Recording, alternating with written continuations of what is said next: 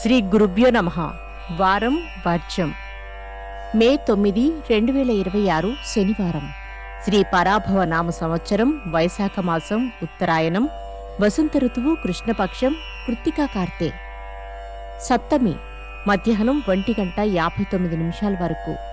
నక్షత్రం శ్రవణం రాత్రి 11:21 వరకు.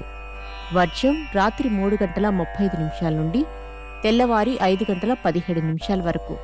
దుర్ముహూర్తం తెల్లవారి 5:38 నుండి ఉదయం 7:17 వరకు. శుభ సమయం ఉదయం 8:30 నుండి 9:30 వరకు. రాహుకాలం ఉదయం 9 నుండి 10:30 వరకు.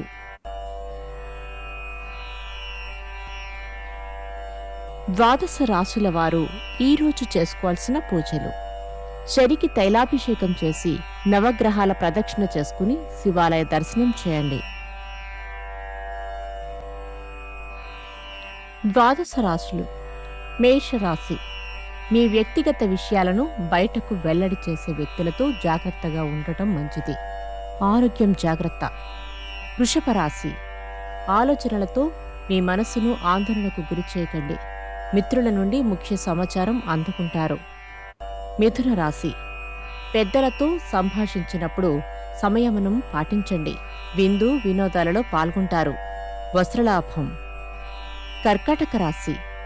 ఆర్థిక సంబంధిత విషయాల మీద మీ దృష్టిని కేంద్రీకరించవలసి ఉంటుంది. ఉద్యోగులకు బదిలీలు. సింహరాశి. మీ కార్యాచరణకు సంబంధించిన ప్రణాళికలు పలువురితో ముడిపడి ఉండటం వలన పురోభివృద్ధి వేగం ఉండదు. కన్యారాశి. ప్రతికూల వాతావరణంలో అనుకూల ఫలితాలు సాధించడానికి ఎంతో కృషి చేస్తారు. కొత్త మిత్రుల పరిచయాలు. తులారాశి. ఎంతో కృషి చేసి నామమాత్రపు ఫలితాలు సాధించడానికి ఎంతో కృషి చేస్తారు. నూతన విద్యావకాశాలు కలవు. వృశ్చిక రాశి.